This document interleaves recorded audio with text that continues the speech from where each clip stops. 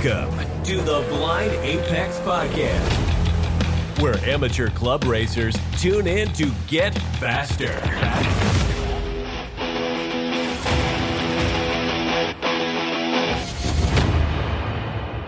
Host Con John Turk, and on this episode, we're talking about another NASA class, Super Touring to be exact. Joining me, a misguided soul not racing a Miata, BMW, or a Honda, 2023 ST4 NASA Mid-Atlantic champion, Adam Chugg. Welcome to the show, man. Hey, thanks for having me. I'm super excited to talk about this. Yeah. We always get into little chats before the podcast start and kick off. And I think this will be interesting. It's a Super Touring 4, which you run in. You were the NASA Mid-Atlantic champ, is the basis for HFGT. We've covered HFGT on this podcast a little bit, but I know when HFGT kicked off, there were a lot of questions, and you were one of the people on Facebook, on the internet in general, that was like, let me help you. And I think the ST class needs a little help to understand, but it's got big open arms, right? There's a wide berth of cars that fit into this 6 subclasses of Super Touring. So I wanted to get into it. But before we get too deep into Super Touring, can you give us your background in racing? Oh, yeah. I mean, where do we start on how much I hate myself some days, right? You picked your car. My car picked me, right? So I drive a 2003 Nissan 350Z. This is the car that I bought when I went to college. I've had this car for, I'm going to date myself, 15 years, 16, 17 years now, for a very long time. I've had it since it had like 15,000 miles on it. And so I, eventually went through, did autocross. Cool. That's fun. What else can I do?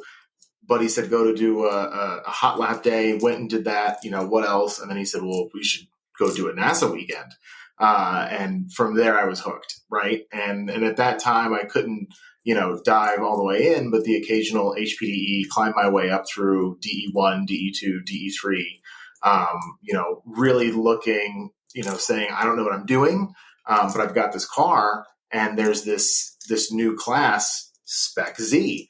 And so I started to read that rule book and study it and get the car ready. Went through, put a roll cage in the car, came back, and there was no more Spec Z class. The 3 guys that were in our region kind of left.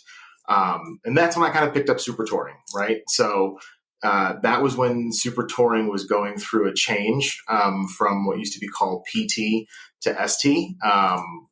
We had a pretty big ST3 field, and at that time they just rejiggered everything into ST4. So looking at the math, reading the rule book, figuring it out, and I said, hey, this is kind of where my car fits. Let's tinker, let's play, and let's start to kind of fit into this lovely little group of people. Yeah. I think that's how most people end up in Super Touring. You're right, formerly PT or performance touring. I believe when PT changed over to ST, that's when even the time trial rules got a big makeover. Yep.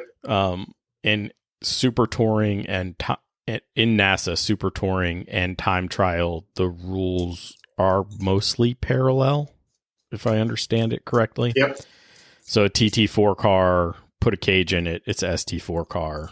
Well, your TT4 car could have a cage. You still need a comp license, that kind of thing. But that's how they translate. Yeah. But we were talking a little bit earlier, and ST, you're the typical ST driver.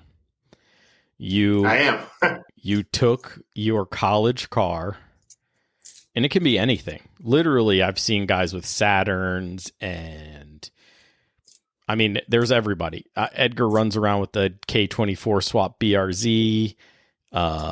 He's got the RSX No, not the RSX. He's got the RX-7. Everybody's got a car, right? Everybody has something. And if it doesn't fit in a traditional class, they end up looking at ST, right? That's how most people get to ST. That's what I feel like anyway. Yeah, well, I think the interesting thing about ST is that it's the builder class, right? And I think that attracts some people towards it, It is a builder's class. It is a builder's class, but they've tried to equalize everything and normalize everything, right? And it's always a game. Correct. It is a game, and that's where the trick is, right? So the guy who decides I'm going to race ST, whether it's 1, 2, 3, 4, which is in one set of rule books, we'll get into that, and 5 and 6, which is in another set of rule books. If they go, I'm going to read these rule books and find the hole, the gap, the car, and build a car for whatever ST they want to run, I think that becomes a problem for all the people who are like, hey, I have a rando car that's not a Miata, that's not a spec BMW series, that's not a Honda. I know the H1 cars, when they don't have big fields, they go to ST. Okay, I get that part. But essentially on track, it's spec BMWs, it's big muscle, right? And in Thunder groups for us at NASA and in the Mid-Atlantic anyway. And then there's the spec Miatas and Honda Challenge. So if you drive anything else like what happened to Spec Z? I'd love to know. That should have been a great class. That I feel like should be a whole other topic. I completely agree with you on that. And I do think that there is that challenge, right? But everyone always talks about someone building that killer car, and I feel like I've yet to really see it manifest in all my years. Where I think there are killer cars, I think that there are different cars for different tracks. So I think that like as an example, Northeast right now has a great ST4 field, right? Right. They're going back and forth between, Honda S2000s. Brian's up there trying to keep it strong with the 350Zs, and Frank and E36s, same ones we kind of always expect. But, Jackie's up there, right? Really knocking on the doors of people in a really fast Honda Civic. And I think that, depending on the track, you go to Lime Rock and you can get stomped by Scott Smith and his turbo built car at that track. Right. You go to VIR and, hopefully I'm going to have an interesting formula here with tons of power and Toyos and, try to burn down the straights because it's a big, long track. So I think there's pros and cons depending on where the track is, especially if you're thinking about being someone like maybe myself in between two regions who I'm trying to sample, 4 or 5 different racetracks that all have different strengths and weaknesses in a given season. Yeah. So we can get into the rules if you want.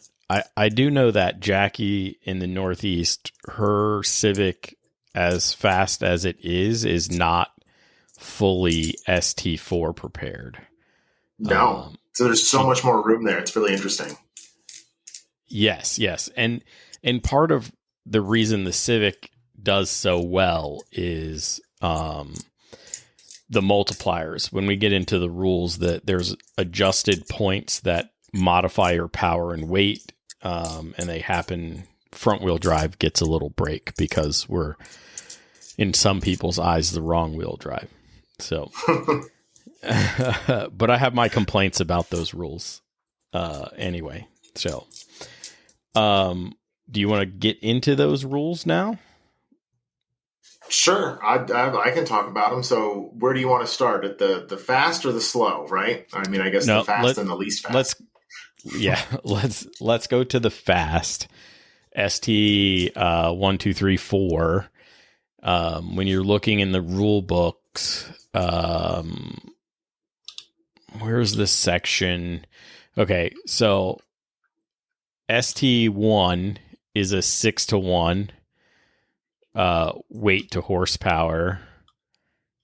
Super Touring 2 is 8-to-1, and then 2 is 8-to-1. Super Touring 3 is 10-to-1, and Super Touring 4 is 12-to-1. But that's pre-adjustment, right? Yes. Okay. So that's your baseline if you claimed 0 points. They outline safety stuff. It's sort of annoying because we have a CCR. I think we should all just say safety 5.1, look at the CCR, but that's my complaint totally with everybody's rule books. And then on course conduct, like it doesn't get much stricter than the CCR. You can't throw the 11s at somebody driving down the straightaway or tell them they're number one. You know, it goes into so much detail, but anyway, at least we don't have that. Section 6. It says modifications, ST1, 2, 3, and 4. And this is sort of where I see the free modifications come in. So these are all the modifications you're allowed to do that don't have a modifier associated with them. Mm-hmm. So it goes over active aerodynamic devices. I think that's wild that you guys get active aero. No, there's rules to not have active aero. Okay. So they should say this is I would never write rules this way, but okay. So it goes over not having active aero. So you're not allowed to have any active aero on the car. Correct. Okay. And then it tells you Has can to be have fixed. Any aerodynamic modification may not protrude more than 6 inches from the vertical plane, from the ground to the widest part, left or right sides of the vehicle. It just means there's a gigantic wing and a huge splitter on these cars, or can be. So, yeah, basically. And really, when you think about ST1, 2, and 3, like these are fast cars. So a lot of them will have, you know, a ton of aero, you know, attached to them to really kind of keep those cars sticky to the ground. Yeah. I don't know if you remember, but the HFGT race, ST4 is pretty fast. It was a sub 2-minute run. Yeah. I mean, maybe I can't do that. Maybe you can do it, but that's fast. You know what I'm saying? Like, oh yeah, no, it's, and you start to get into, you know, SU and S1 and you're talking again, VIR, you're in the 150s, you're, you know, tapping on 140 something like, you know, 1 minute and 40 seconds, 1 minute, 50 seconds. And it's like, that's a very, very fast car. Oh yeah. So it goes into fuel. Methanol alcohol injection is permitted. That's wild to me. Okay. You guys are nuts. Yeah. Good luck policing that kind of stuff. But you know, it's hard. Yeah. We'll get into how hard ST is to police. Transmissions, sequentials, paddle shift, semi-automatic, dog ring straight cuts, all permitted. Some will be assessed power and weight adjustments further on, it says. And then all automatic transmissions with 6 or more gears will be assessed with the modification factor in ST3 and 4, but not in 1 and 2 in unlimited. So that's wild. So I think a lot of that, right? I mean, they're trying to, you know, that's typically targeting, right, really new fast automatics like the 8 HP. You know, those are not your old school automatics. Those things shift at an insane speed these days. Right. I'm going to talk to DJ about his car and some other stuff because he's got one of those newfangled fancy 8-speed joints in there. So, yeah, that's going to be an interesting conversation on why he chose that. Because in a manual car, I guess you guys those things shift so fast that it doesn't matter. But in a manual, when you're clutching in and rowing gears, having extra shifts can cost you time. So anyway, It goes over tires. There's lots of different tires. You got maximum tire sizes and things like that. And modifiers further on for whatever tire you pick. It tells you can have up to 300 pounds of ballast. I think that's wild. That's increased recently too, I believe, but yes. Yeah. And secured in any location. So good luck. Everybody's going to have Swiss cheese floors in their car, but whatever. It goes over this rule. Now, part of this rule, this is the power alterations and wireless hardware, things like that. Part of this rule, I believe we tried to steal, or in some way tried to steal for Honda Challenge, just because there are ways to Wi-Fi, Bluetooth, and change maps on people's ECUs. Mm-hmm. I mean, the computer market for controlling your car is pretty wild these days. You know, there's lots and lots of layers, and compliance wise, you might as well be a coder. It's sort of a gripe of mine, but we can't really go backwards. I have a newer car. I can't really go backwards. So, my car wouldn't run if I went to the older ECUs. So it kind of sucks, but I think we need to figure something out better than what we do, but you know, it is what it is for now. So, you know, the interesting thing, right? Like, so what year is your car? 2007. Yeah. So yours is right around where mine is. Right. And so I think that what they've seen, and these have been rules within ST, and what this is really aiming towards is, modern cars are blisteringly fast, right? I mean, there's a huge technological leap when you start to get into, you know, bigger computers in 2010, 2015, you know, as you kind of go on. And so you're right. Some of these tools of the trade, if you will, that were used by high dollar teams are now just at the fingertips of somebody like me, right? You know, I have a very, you know, I have an AIM PDM, and I've got a flash Nissan ECU. And so you have to kind of adhere to these. But this is where the NASA's doing, I think, a really good job of leaning in on data acquisition and putting aims in cars. I was at Nationals this year. They're trying to use that for data acquisition to, you know, make data and make statistics around what exactly is happening with these cars to make sure that there's not any oddities out there. Yeah, I mean, but it's still going to be hard to police. Oh, 100%. And we have a window. So in theory, I guess they can, the window is really on you protesting somebody else, but you know, it takes time to dig into that data. You have to collect enough data to have a baseline, to understand where there's an outlier, or, you know, when something happened. So it gets a little crazy, in my opinion. But let's see what else we have in these free rules. It goes over what you need to do if you have a tube frame conversion. And then let's see.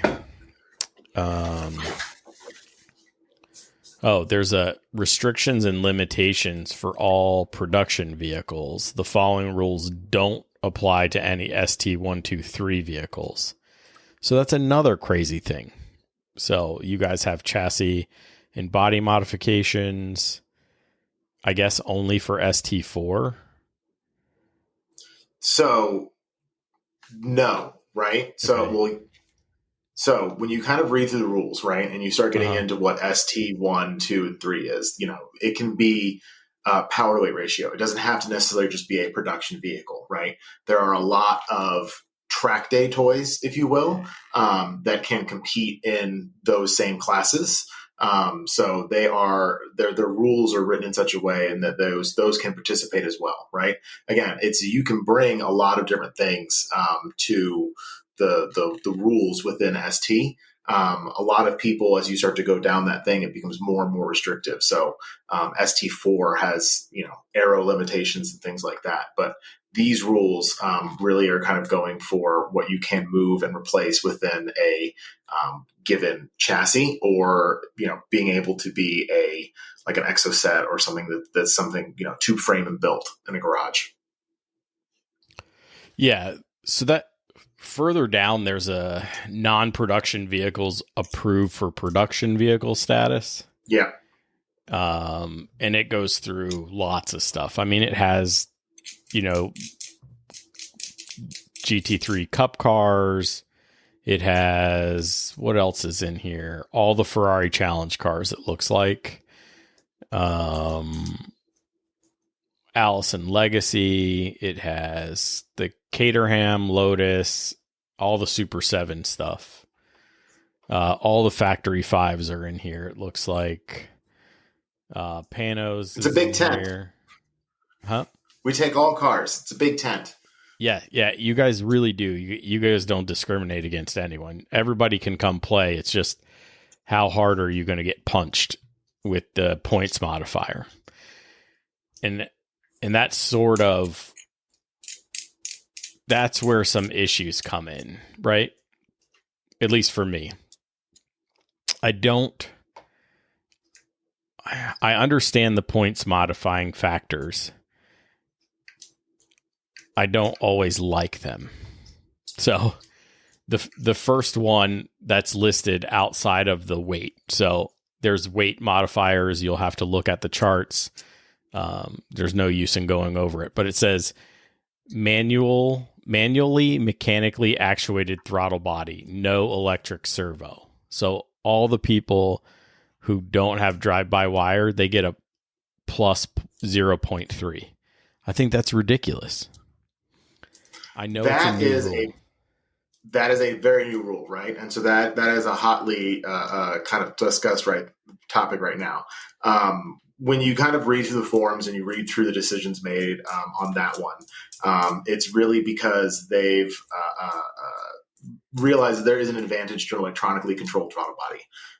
That being, because our cars are based off of a average horsepower, you can look at my dyno graph. And so I have a 370Z engine inside my 350Z.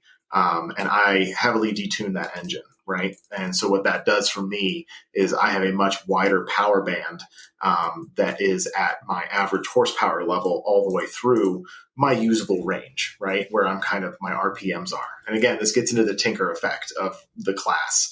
And so that can be considered potentially an advantage. And those who can't do that because they have a manually actuated throttle body, or they're not able to control throttle via traction control, things like that with these, again, modern electronics, is a rule that's been recently added. So here's my thing. You guys have a section on dyno tuning. You like how you're going to get tested on the dyno. You have the mathematical formula that says your average horsepower equals maximum horsepower plus the sum of the data points. Now, if you rev above, whatever certain RPM, they'd take 8 data points. If you rev above 6, you rev above another one, it's only 6 data points. So the higher you go, the highest number you can get pulled is 8. Okay. So what is to stop me from cheating this average horsepower life? So there is so hold on. This rule that says no electronic servo, they get a bonus. Everyone can cheat this average horsepower with or without the mechanically actuated servo, or the electronically actuated servo in the throttle body. You're talking about just making it so when you have a switch to pull a longer cable that would open your throttle body. I mean, that would be... I would just tune it differently. You see what I'm saying? Like, I already know I know what it takes to make the average horsepower, right? So you just gear it and tune your map to a certain level, and you'll have a bunch of dummy. So I rev to almost 9,000 RPM. So I'm going to give you 8 data points because that's what the rules say, right? Well, if my gearbox works for the top 1,700 RPMs or 2,000 RPMs, if like it's actually closer than that, but somewhere between that, well, I'm going to give you 6 really crappy data points and 2 really high ones, and then my average is going to be better. You see, but I'm never going to be out of the big power. You see what I'm saying? This is where these rules, that's the manipulation that people think is going on with the servo controlled throttle body is done other ways. You can do it. You can get around things other ways. Much easier. True. I mean, I think, at the end of the day, right, we've all raced cars. I think that the goal is to not cheat and to not have, or to follow the rules as best we can, right, and do as much compliance as we can. And I think that you are right. Some people will always find a way. There are the rules state that there should be no deliberate manipulation, et cetera, et cetera. Right. So then it doesn't matter whether you have a drive-by-wire car or a mechanical throttle body, because you've already said there's no manipulation. And the real way to game the dyno rule is for tuning and gearing, not anything else, because everybody's doing average horsepower. So to do this puts me at a disadvantage just because I don't want to retrofit my car. I mean, again, as an example, I don't know your Civic, right? But as in my 350Z, right, they've always been electronic throttle bodies. And so I can artificially close my throttle body as part of my tuning, which is what I do to kind of restrict that air. Is there a map that opens it all the way? Yeah, that's my ST3 tune. But as part of it, we are supposed to be able to pull and make those tunes available, for inspection if deemed necessary. But what they're really doing is they're leaning on the data of all of our AIM devices to check curves of acceleration and what seems viable or not. I'm not saying it's a perfect system, and I'm not even in the job of scrutineering. That sounds difficult. I'm just trying to follow what the rule books are. Yeah, I'm just saying that's my biggest gripe in ST is this stupid electric throttle body thing. I actually know a reason why you need to be more judicious when you scrutineer a drive-by-wire car, but it has nothing to do with just penalizing them off the brake. Oh, you and I can go round and round on this all day long. Trust me, I'm with you on that side. I wasn't, I'm not too deep into the thought process around those as well, but we'll see. Well, yeah, because so you can tell the throttle body, okay, especially if you have a sensor on your throttle pedal itself, okay? So you can tell through the ECU that goes, okay, 80% on the pedal is 100% on the throttle body. 100% on the pedal is 80% on the throttle body. Okay. So every time you hit the dyno, you shoot low, right? Like super low. 80% kills motors, right? So, and the the guys at the dyno, all they're going to do is mash the gas because that's all they know, right? So you actually have to pull the maps and look at them and look at the 100%. That's where the servo, the drive-by-wire cars can cheat the rules. But if all your dyno rules are being followed, if you comply with there's no Bluetooth and all that stuff, all you have to do is look into the tune. And then you don't have to punish people with newer cars because it'll be the same. They'll all be compliant. But anyway. No, I think this is very, very challenging situation that grassroots amateur level motorsports in general is going to have to figure out and deal with, because the way they solve this with SRO and professionals is they're all using Motec, and they come in and they download all your data, right? I mean, but they're not going to tell us all. Who's got 15 Gs to put in right? Motec? They're not going to tell us all to all put in a Motec. So you've got to thread that needle, and I think that's really, really hard, to try and do. And so it's an imperfect system, but I think one thing that ends up happening is, a lot of us all know each other's cars very, very well when we come over and poke and prod, and see, kind of what's going on and talk a lot about it. So. Okay. Now that I've thoroughly beat that topic to a pulp, when you go look, we're talking about the adjusted points now. So, the mechanical throttle bodies, if you have them, you get a bonus, right? If you're using NASA section width, so this is a whole nother ball game, not what your manufacturer says. If you run a 255, but she's a fat 255 tire, it may go over the 267 millimeter restriction that they have. But you get bonuses. If you run under 266 millimeters, you get a +6. I think that's pretty big.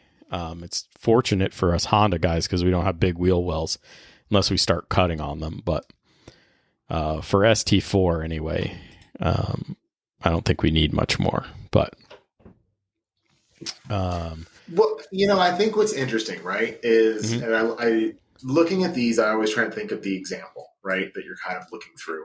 And the idea is that you do have a very eclectic mix of vehicles and vehicle choices. Right. And they're going to fit in different places in different slots. They're going to need different things. So if you're a big, heavy, and I mean, what is this, 2 Honda Challenge cars? If you're a big, heavy Camaro or Corvette, and you're pushing the scales at 3,800 pounds, you're going to have a lot of horsepower, but you're also going to need a big, big, big fat tire. Huge tire. Exactly. And so if you go above something like, the 267, the 282 millimeter, right, you don't get a bonus anymore because you've got that big tire. Right. But if you can fit something that is monstrous in a 315, there's now a rule where, there's a hit for that, for putting on big, big tires on, say, something that's not, over a certain amount of weight. Yep. So what it does, I think, is it lets you Swiss Army knife your way into figuring out what is the combination that works for your car and how does that fit into the rules. Yeah, and that's going to go into the next section, which is tire type. So not only do you need to worry about size, but you need to worry about what tire you're going to run. I think most of you guys are on hoo-hoos, right? Yeah, there's a little bit of experimentation. So this is a relatively recent thing. So, what we're talking about is that basically if you think of the Hoosier as the baseline, that's what most people are running on. Anything above or below that, they're kind of giving points to, if you will. So if you go into, say, some of these really 200 treadwear, super, super sticky RE71s, right, you're going to get a modifier. There's a list of them. The Rival S, Extreme Contact Force, some of these endurance tires we see a lot of. You go up to something less sticky, like, say, one of these 40 treadwear, or these 200 treadwear, or 100 treadwears, like the Toyos, the Maxxis, again, Toyo 888s, the R1Rs, tons of different choices, right? That gets you even more modifier. And so this can kind of become a game of, do I want to, at VIR, run a 315 wheel horsepower tune in my car on Toyos, get in your way and bury you down the straightaways and up the S's? Is that the chess game that I want to play? Or do I want to try and maximize my corner speeds and lean into the Toyos, but have to run less power? And I think that answer can depend on the track and the car. So it gives you, again, flexibility. It's a constantly ever evolving, moving target. Oh yeah. Especially as these 200 treadwear tires evolve,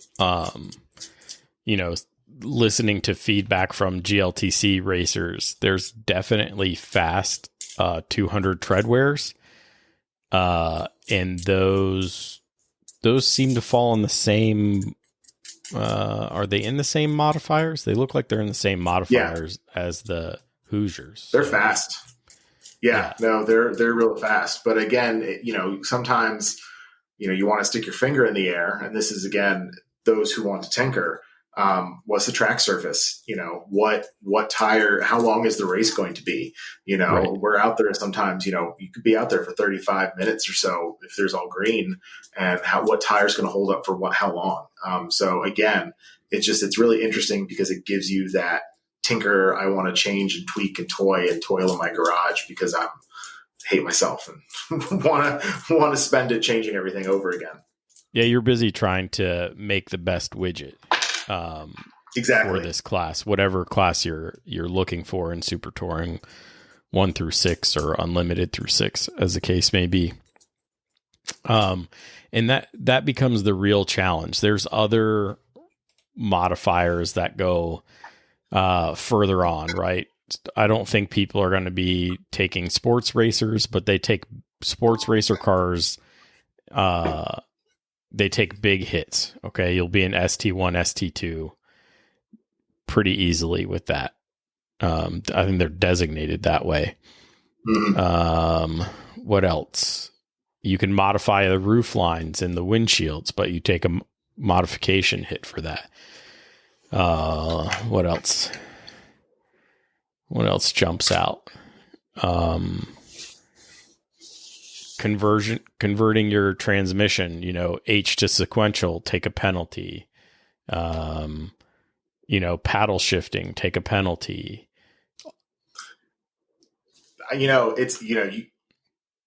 It is wild to be in the middle of a race and you are door to door and you're in that corner and you come out straight and you're right there with Joey Hutchinson and his, BMW with the DCT. And as you go to shift, you hear just that thing go pop, pop, pop, and it just shifts so fast, So that's where, again, they're trying to balance it out. It is such an amazing sound to just hear the defeat as it pulls past you from shifting so quickly. It's an amazing, amazing piece of technology. But again, it's all of it's there to really try to balance as best they can. And what you'll see is that certain cars start to fit into certain areas. So as an example, the Corvettes and the Camaros really fit in ST2, ST3. The rules are a lot more open. They fit really well in there. When you get into ST4, one of the limiting factors is overall tire size. Right. So you're limited to basically like a 275, right? Ish tire. So you can make that work on a Corvette. They're heavy to be on that small of a tire. I've yet to see one make it, but it kind of starts to create some of these barrier lines. And then you'll see the same thing happen when you get down into ST5, where there's a rule around crank horsepower rated from the factory engine. Anything above, I think it's like 280 something, is you can't use that car. Yeah. So all these modifiers go in to influence your overall mathematical score, right? So you take your average horsepower, that puts you somewhere, your weight, and then that sort of influences your adjusted weight to power. And so before we switch to ST5 and 6, does that apply for 5 and 6 also? Yes, ST5 and 6 does have modifiers as well. Okay. So both of them, you're going to have to get out, your Abacus or your, old school Texas Instruments. Hey, Actually, I will calculator. challenge you on that. I don't know if you've actually done this or gone to, but they have Roman and National has actually built. There's a really, really great calculator on the website that you can go in, you put in your minimum competition weight, and you start to tweak and select all of your little radio buttons. So you can pick and say, my car is this, I use these tires, I run this, and it will tell you where it expects your weight and your average horsepower to be. Yeah. So it does simplify it. I was going to bring that up because I was just trying to be funny about, busting out your stuff. Yes, you're right. And it's really quick to use, especially when you're trying to game the system on tire size. Yep. Excuse me. Or what compound or brand of tire you're going to run. It really helps you game the system.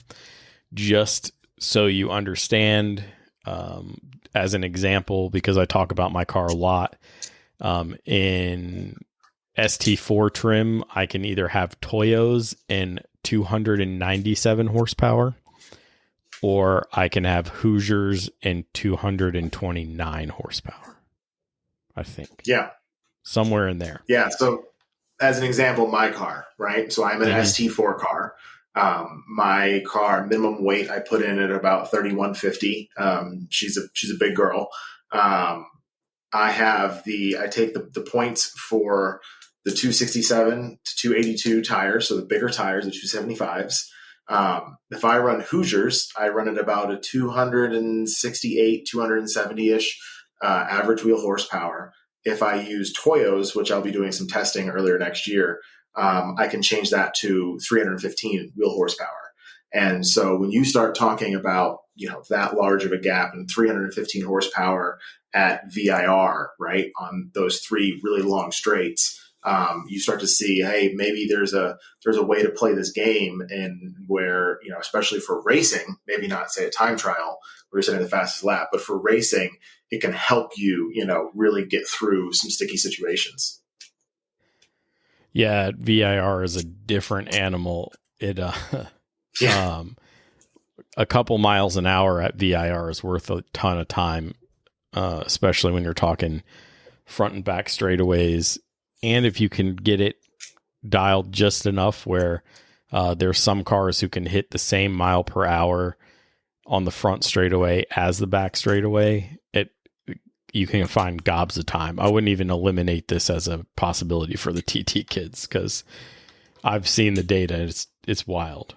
Summit Point, tighter tracks, very different story. Exactly. And that's where, again, for ST, you can change which knife you bring to which fight, right? If you really want to go down that rabbit hole, especially when it comes to nationals, you'll see a lot of guys who will do very specific tweaks, really to get to that level. I think the spirit of ST, right, is the builder class. It's the, I want to twinker, I want to play with it.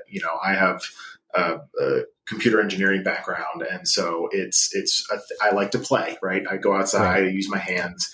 I like to change this. Maybe I can do that. Right now I'm looking at changing the direction that my air intakes come out on the inside, because I think I'm choking out the air at higher RPMs at higher speeds, right? And so it's fun problem for me, and I like to play with it. So I mean, it's definitely a game. And I'm waiting for somebody to actually come in and go, okay, I want to play this game and I want to play it optimally. So I think everybody has their favorites. They're not coming in with the open mind, right? DJ's back in a E36. Yes, he is, isn't he? he can't get away.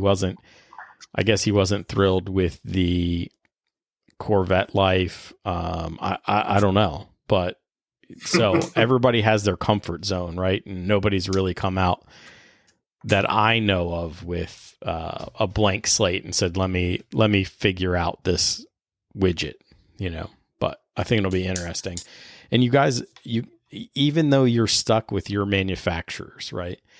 You couldn't sell your college car. You had to try to race it, right? You're still trying to optimize it. The technology is there. that you can start changing things and doing all sorts of other widgets and try to make that Nissan better, so it's possible, but we'll see. Well, so for me, right, I hold out my hope that at the end of the day, I fundamentally have built a longer wheelbase 370Z. I have a 370Z rear end. I have 370Z rear geometry. I have a 370Z engine. And that currently Nissan is running a GT4 program using the same chassis that was a 370Z. So in my mind, there's hope, right? Maybe that we'll figure this out. Well, you better find some friends on the Nissan engineering team and start talking to them. Hey, working on it. And, shout out to Nissan.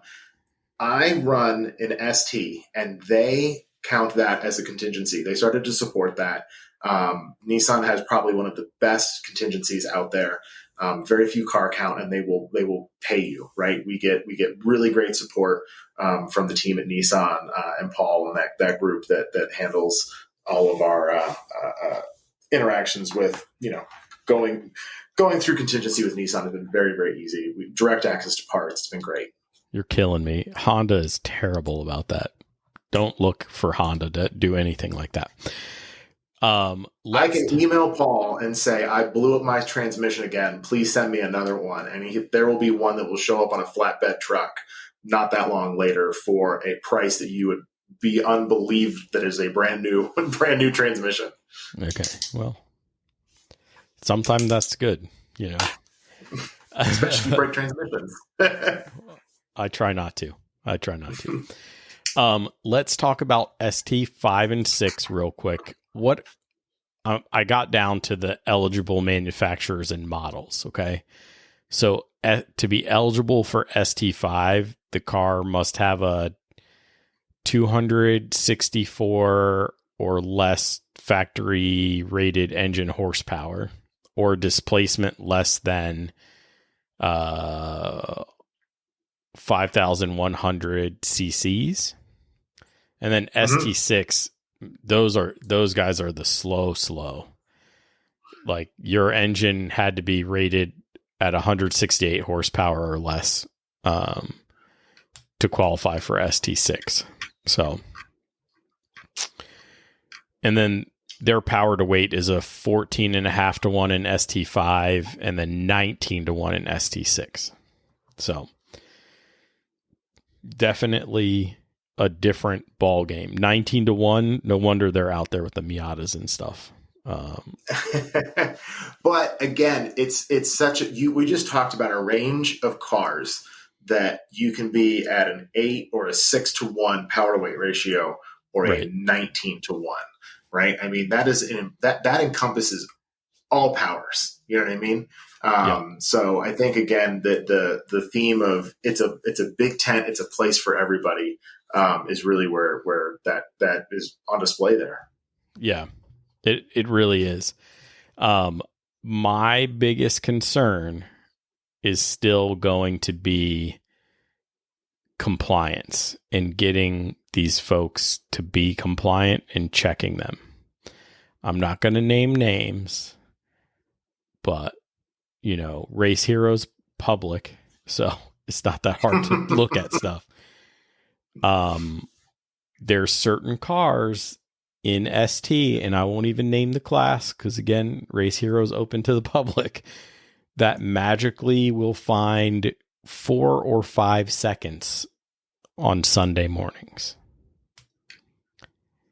So, hey, compliance is an issue. No one's fighting you on that. I mean, I think it's up to us as stewards of the sport, right? To call, to pay attention, to govern ourselves, right?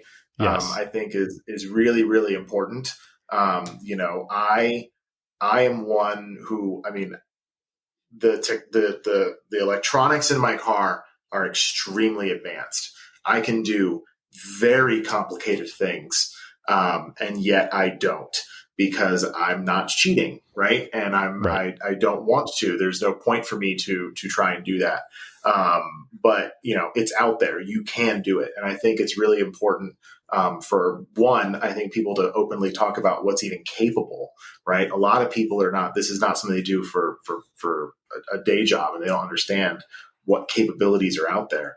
But yeah, compliance is a challenge, definitely. Yeah.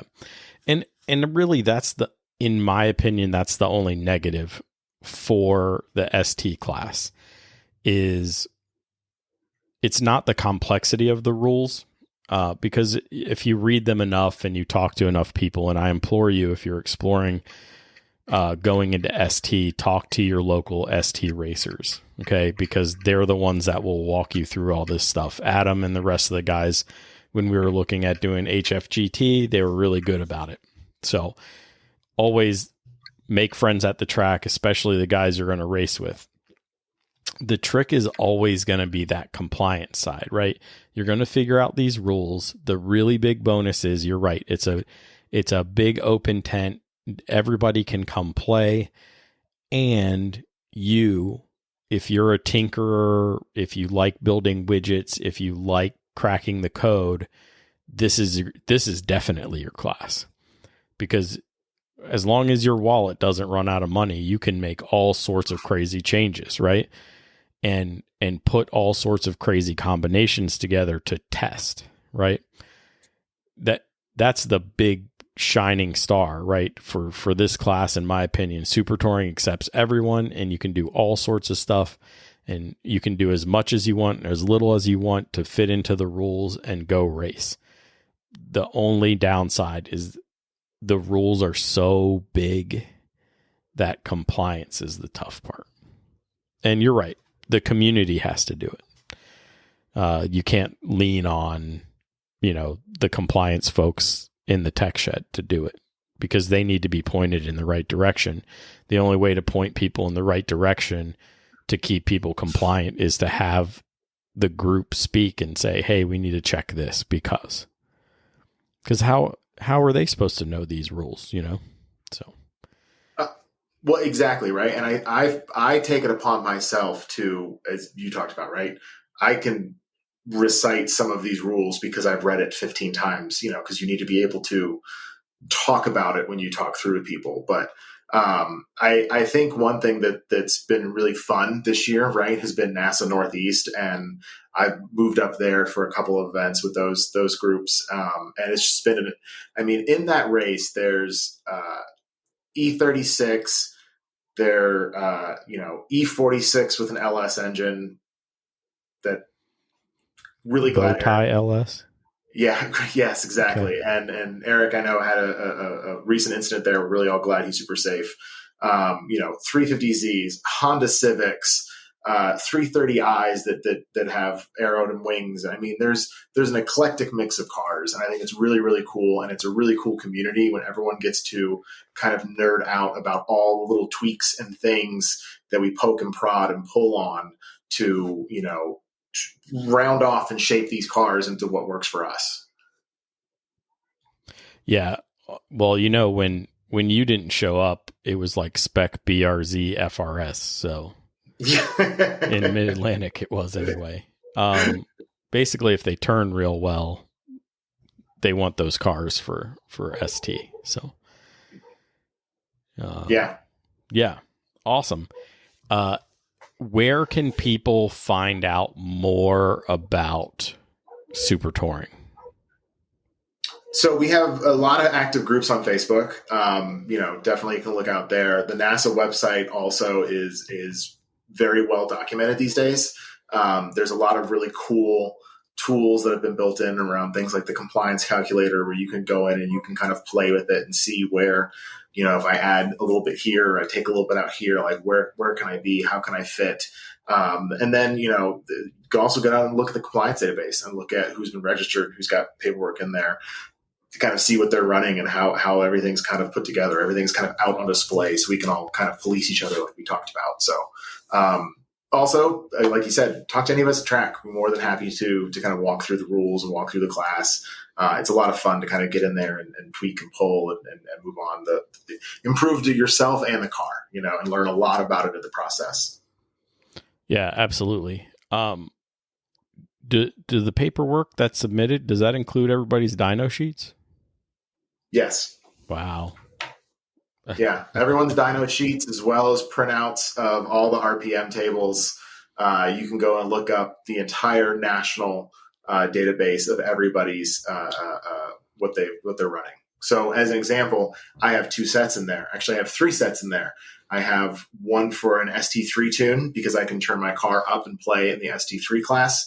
I have one for a Hoosier ST4 tune, and I have another in there for a Toyo ST4 tune, depending on which one I would like to, participate in that weekend. So flexibility, right? It lets you kind of move things around and play with.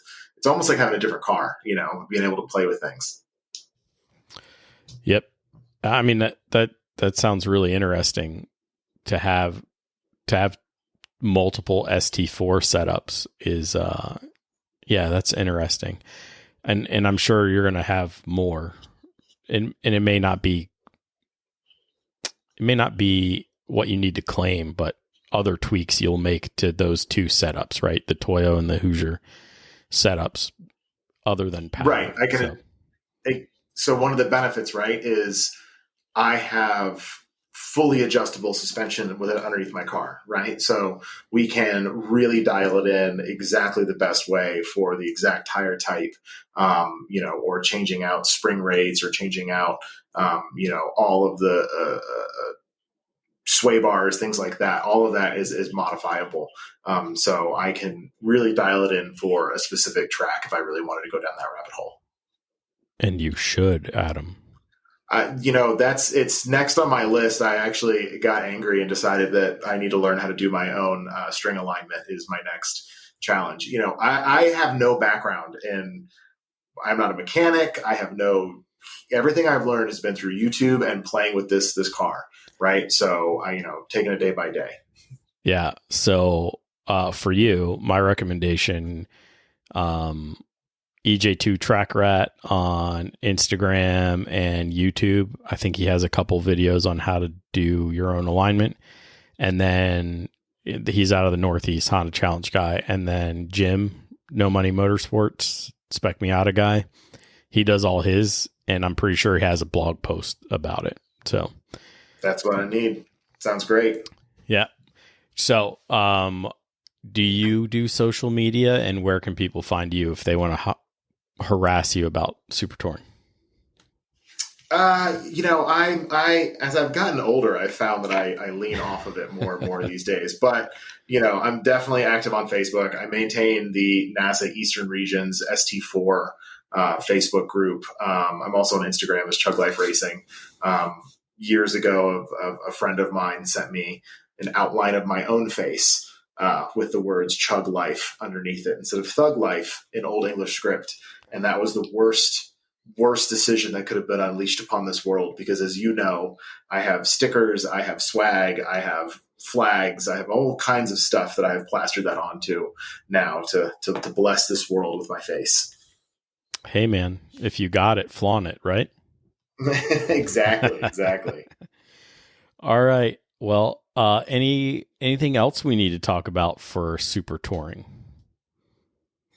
No, just I think there's a lot of excitement in the Northeast. I think there's a lot of people that are starting to come together a little bit in the Mid-Atlantic. There's a lot on the West Coast in some of these regions. I would definitely encourage anybody, if you are curious, if you want to tinker, if you want to play, if you want to see, what rock beats what paper, what beats what scissors kind of thing, definitely reach out and talk to anybody in super touring. We're all nerds, and you'd be surprised at some of the crazy stuff people put together to play in this class. Absolutely. There's definitely some wild stuff, and they look kind of normal from the outside, but when you go talk to them, they're anything but normal. It's not a normal E36 sitting there, so. Exactly. Yeah. And that's half the fun, when it turns on and it's got 2 extra cylinders. Yep. All right, Adam, thanks for coming on the show, man. Yeah, definitely. Thanks for having me. Until next time, keep working on yourself, keep working on the car, and let's get faster.